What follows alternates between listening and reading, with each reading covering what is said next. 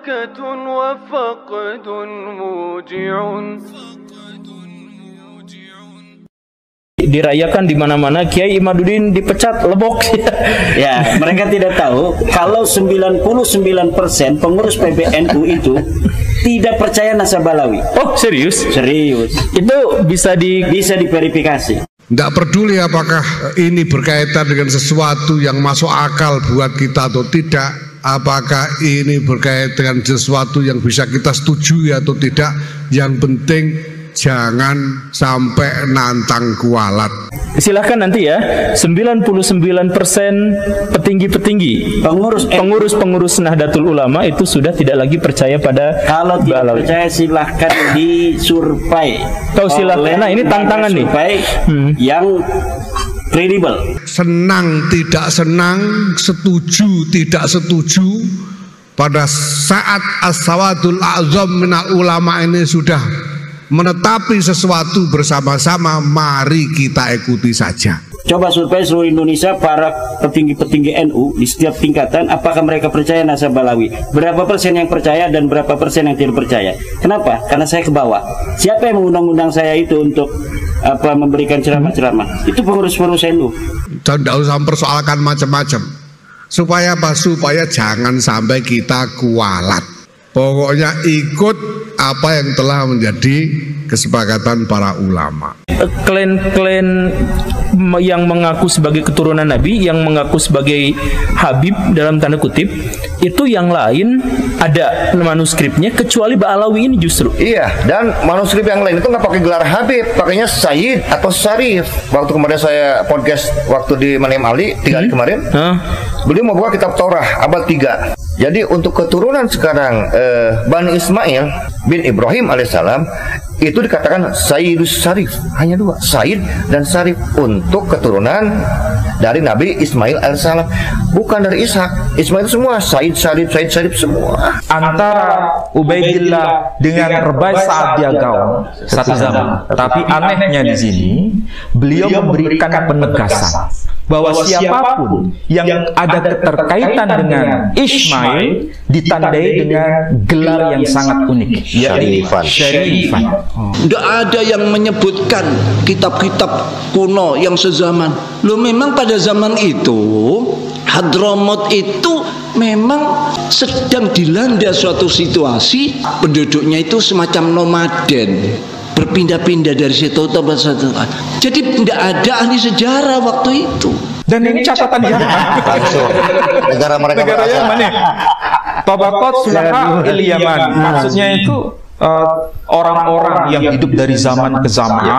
Mereka ini dikenal sebagai orang-orang saleh, dan mereka itu tinggal di kawasan Yaman. Yang nyatet tokoh ini ulamanya tidak ada. Abad ke-5, abad ke-6 tidak ada. Baru muncul awal abad ke-7, baru muncul ahli sejarah. Kelima kan tidak ada sejarah. Sekarang itu masalah polemik itu pada akhirnya di kalangan masyarakat tidak selesai. Nah, tapi untuk pribadi kiainya sendiri sekarang didepak dari kepengurusan NU. Betul tidak itu teh? Ya, artinya begini, bukan didepak ya.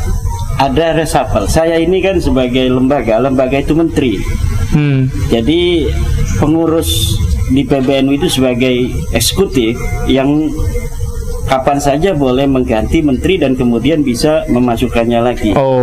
Dan saya husnudzon bahwa pimpinan kita di PBNU mempunyai grand strategi untuk mencapai visi-visi strategis yang harus dicapai dalam jangka yang pendek, dengan salah satunya adalah meresapel saya itu. Nah, sampean kalau mau ngurus itu sekalian nanti sampean ngurus nasabnya Kanjeng Nabi sampai ke Nabi Ibrahim, catatannya sumbernya dari mana kan repot juga. Apalagi sampai Nabi Adam.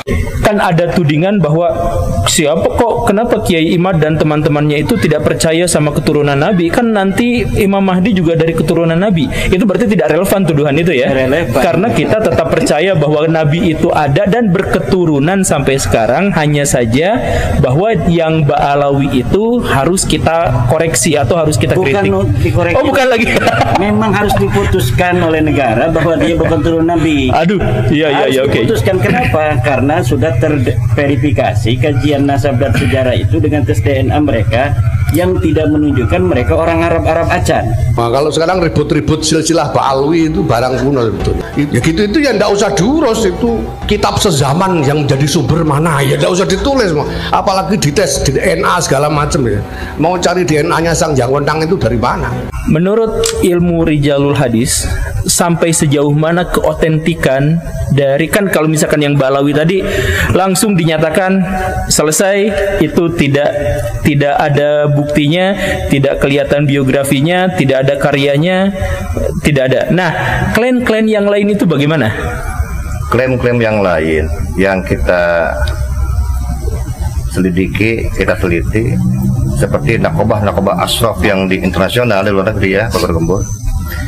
Semenjak mereka berdiri, mereka sudah punya manuskrip. Aneh nggak sekarang? Sekelas Robert Alwiyah baru kelabakan sekarang, baru cari manuskrip. Kenapa? Gitu. Oh iya, karena memang nggak punya naskah aslinya. Satu. Tapi yang lain, nakobah yang lain itu ada manuskripnya. Ada. Lah kalau kamu minta kitab sezaman, yudah ada. Lah kok minta? Mungkin dia tidak tahu. Jadi yang nantang minta kitab sezaman mungkin dia tidak tahu atau bodoh. Kiai Imad mengatakan bahwa orang-orang Nahdlatul Ulama secara umum sudah sadar dan tidak lagi percaya pada klaim Habib dari Ba'alawi itu. Ya, karena saya orang NU, saya ada di bawah, saya mempunyai relasi dengan berbagai macam tingkatan di pengurusan NU, bahkan sampai PBNU. Kebanyakan mereka tidak percaya nasab Ba'alawi. PBNU dianggap belani habaib, menjadi jongosnya habaib, menjadi budaknya, menjadi anunya Ba'alawi. Kita tidak bela Ba'alawi. Kasusnya kan dengan individualnya, dengan Habib A, Habib E, Habib E. Jangankan mereka sebagai keturunan Nabi Muhammad SAW, jalur laki-laki, sedangkan mereka pun tidak terverifikasi sebagai orang Arab. Bagaimana orang yang mengaku turun Nabi yang seorang Arab itu adalah seorang ya itu bagaimana seorang yang terverifikasi bukan sebagai orang Arab mengaku sebagai turun Nabi. Yang sekarang ramai tesis itu banyak persamaannya. Bisa juga tesis itu copy paste. Biasanya yang garap gini orang-orang Wahab